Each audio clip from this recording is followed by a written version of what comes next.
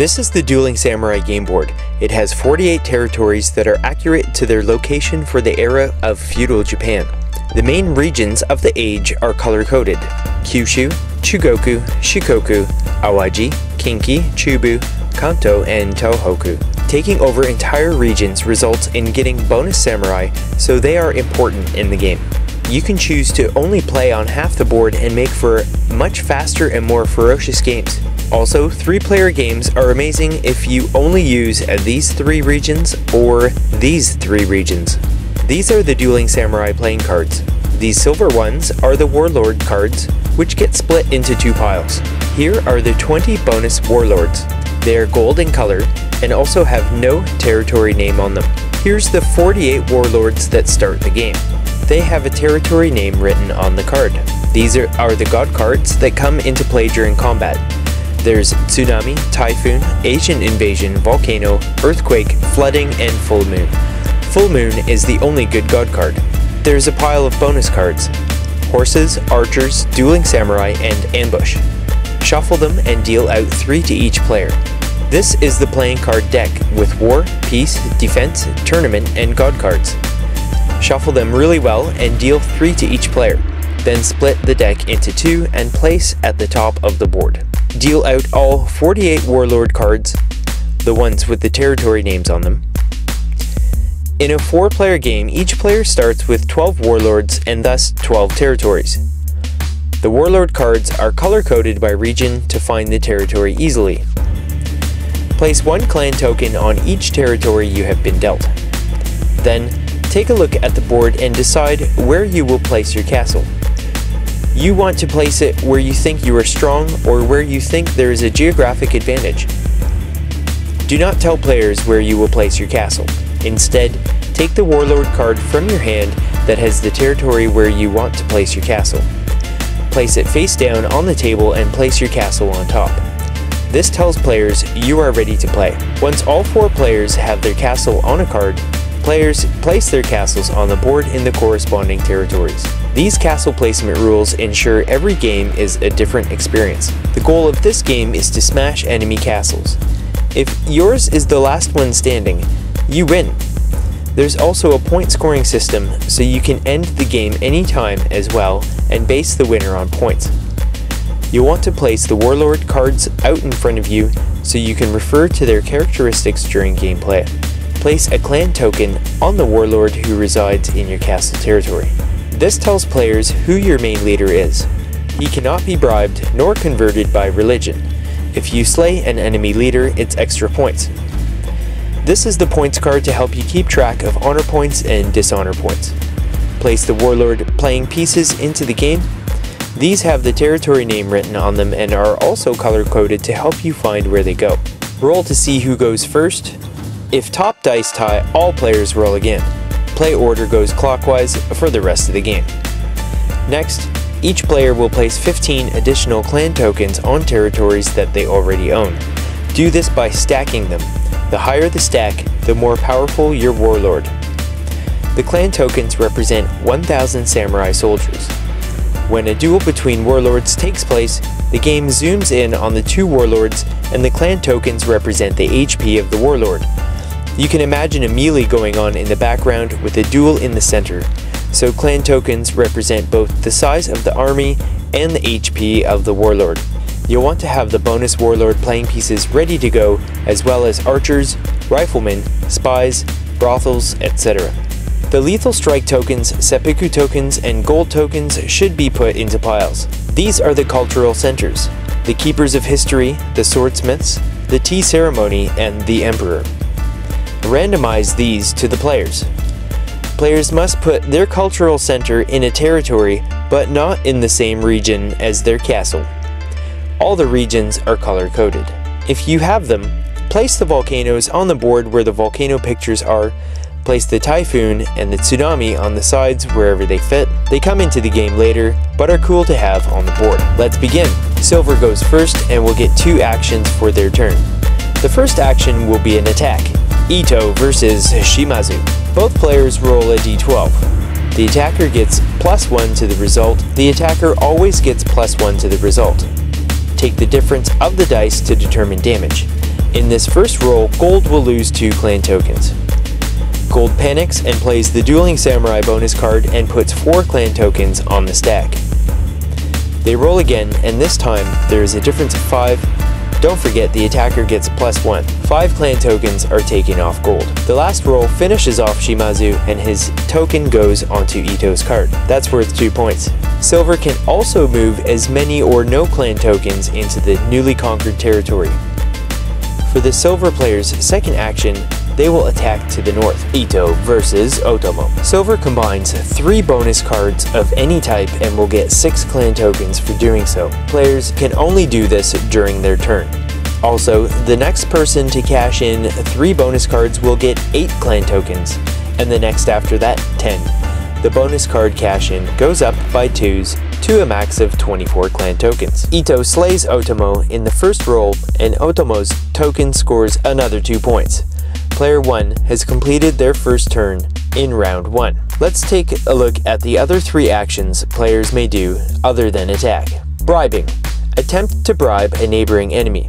For example, Matsudaira tries to bribe Kitabatake. Red must commit 1 clan token to the bribe and then roll 11 or 12. If the bribe fails, the red clan token gets placed into Kitabatake's stack.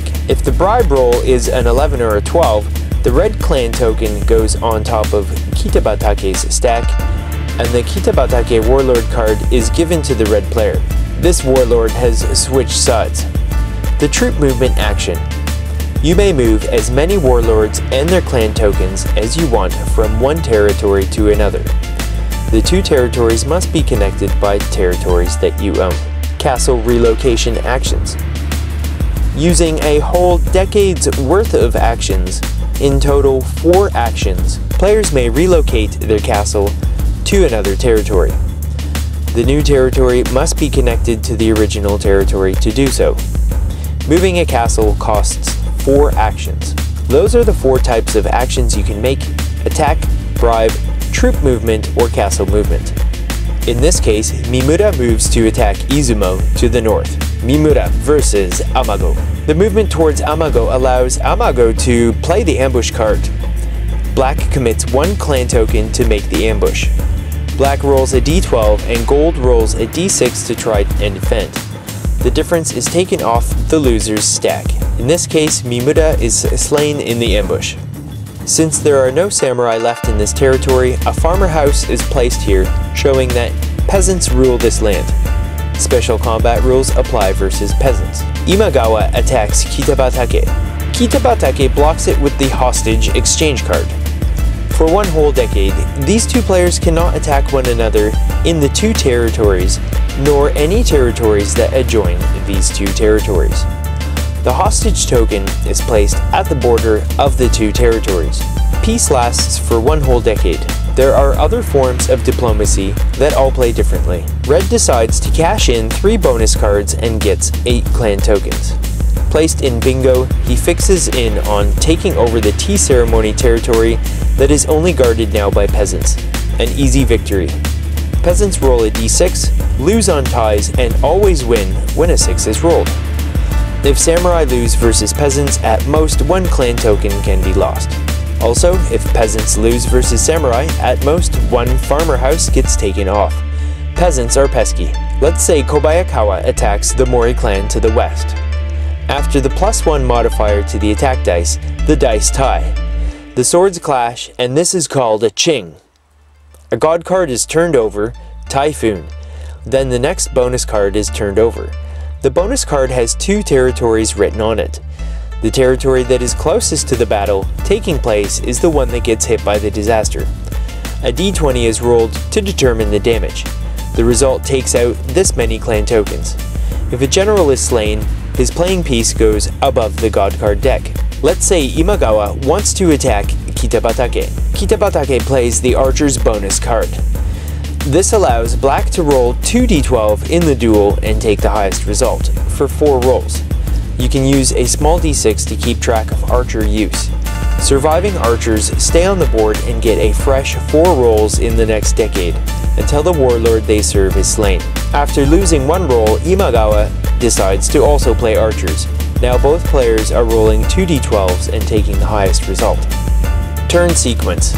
Each player takes 2 actions in turn. When all players do so, that represents half a decade and the counter can be moved to cover 15 on 15-15. All players take 1 playing card from either pile to be chosen from either pile and 1 bonus card. Each player makes 2 more actions in turn, which completes a decade or 1 round. At this time, players take 2 playing cards and 2 bonus cards. In order to complete the end of decade sequence, players cannot play any cards until player 1 starts the new decade. At the end of a decade, samurai must send 1,000 samurai to each cultural center on the board. These samurai convert to the owner of that territory. Do not exchange enemy tokens for your own. It is more fun to later attack an enemy with their own samurai. At the end of a decade, players will also fortify their position by moving as many clan tokens and/or warlords around connected territories. Clan tokens may be transferred from one warlord to another. Once all players have completed fortifying, which happens all at once, a new decade begins. Each player gets 4 clan tokens to place anywhere. Each player also receives region bonuses for owning an entire region. The region bonus is written on each region name. The first number here is the bonus you get if you own the territory at the start of a decade. The second number written here is the bonus you get if you own the territory at the end of each turn you have. A region bonus of 4 means 4 extra clan tokens for that player. Players also get 1 extra clan token for every 3 territories they own. The 3 territories do not have to be connected. Once all fresh clan tokens are placed, player 1 can start the new decade. Players may now use cards, promoting new warlords. If a warlord's stack gets an 11th clan token, you may choose to start a new stack with this token. Draw the next bonus warlord card. Place the card in front of you and place the corresponding warlord piece beside the new stack. Now, you may transfer as many or as few tokens from the original warlord as you like. There are heaps of amazing cards that you get to play with in Dueling Samurai. All the rules are clearly written on the cards. Dueling Samurai comes with an easy-to-follow official rulebook. It usually takes 1 full round to learn the mechanics, and then about a couple of rounds to see how all the different cards work. Also, your samurai have characteristics. Once you learn how to play Dueling Samurai, you may introduce these characteristics into gameplay. We recommend gamers play at least the first round or even the whole first game without warlord characteristics, and then introduce them once the basic game mechanic is understood. You now know approximately 90% of the rules for playing Dueling Samurai. We don't want to ruin the surprises and joy of learning a new game, nor do we want a video of unreasonable length. So thanks for watching, and look out for a Dueling Samurai tournament near you.